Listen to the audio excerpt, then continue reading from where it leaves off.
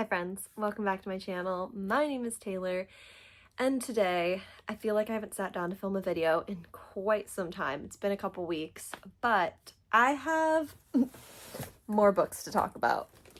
Why am I looking over there? I have more books to talk about. I got more books, so let's talk about it.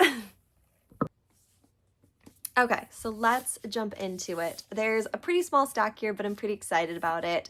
I think for those of you guys that saw my last video, like I said, my Australia and New Zealand OUS book haul really delved into my love for OUS covers, which is why I got quite a lot of these.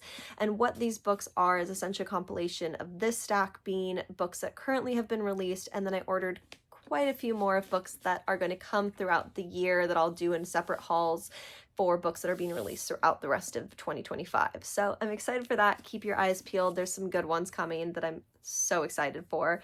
But yeah, without further ado, let's jump into it. The first one is The Floating World by Axie O. This is the author of The Girl Who Fell Beneath the Sea that came out a couple of years ago, and I was obsessed with it. It read like a Studio Ghibli movie, which I really enjoyed. And yeah, I didn't love the ending, but overall the story really captivated me, and I loved the cover of it from the UK version. So this one, again, very similar kind of vibe, but this one, I think overall the synopsis is about an ex-soldier who lives in the underworld and comes across the score of a lifetime, a chest of coins for hunting down the girl who wields silver light. I really love going into books not knowing much about them at all. I like a blind reaction, so most of the time I tend to keep my understanding of what a book's about pretty high level, which I think always just tends to make for a more enjoyable experience for me personally. And yeah, I'm excited to get into this one. Next, we will talk about the book that I'm probably not going to be keeping, actually, because this is not the size of book that I was hoping it was going to be. So someone please explain to me in the comments below why UK printing comes with a large version of a hardcover, large version of a paperback and a small version of a paperback that both get published and released at some point, because this is not the size that I wanted, which I'm a little sad about. But this is actually the second book in the Ballad of Never After by Stephanie Garber. I do actually have the hardcover right here behind me, which is also a UK cover.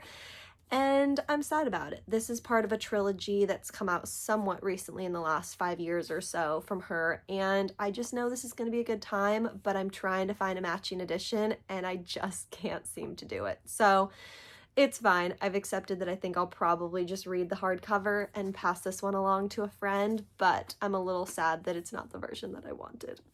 I'll let go of it eventually. Next, I picked up The Bell Jar by Sylvia Plath. This is, of course, a very beloved and well-known classic. I just loved this edition. I actually think I might have The Bell Jar somewhere here on my shelves. I'm actually not sure where exactly it is, but I saw this one. I was very excited to pick it up. This one, I actually, again, don't really know too much about it, but it's basically about a girl taking a summer in New York. Which I actually don't think I even realized was the premise of this book. But yeah, I'm excited about it. I think it's going to be good, and I love this edition so much.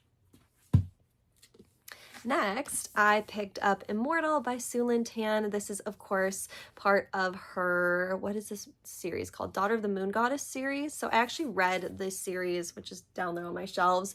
Last year is when I think I caught up and finished it and really, really loved it. So this is, I think, a story set in the same world as the Daughter of the Moon Goddess. And this follows, I think, gods in that world.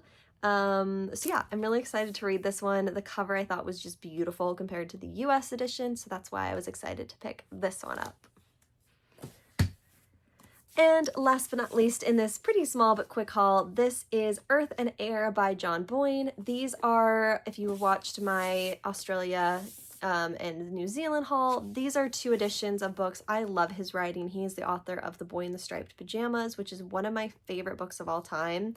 And he essentially, I think, went down a kind of a rabbit hole for creating little novellas following one-off characters for about 200 or so pages.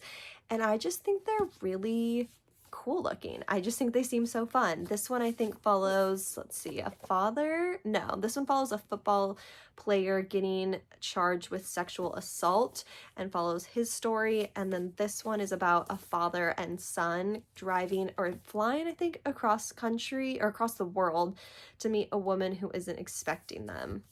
So very excited. I actually really love these covers, not gonna lie. So I think I now officially have the full one because I got Water and Fire in Australia.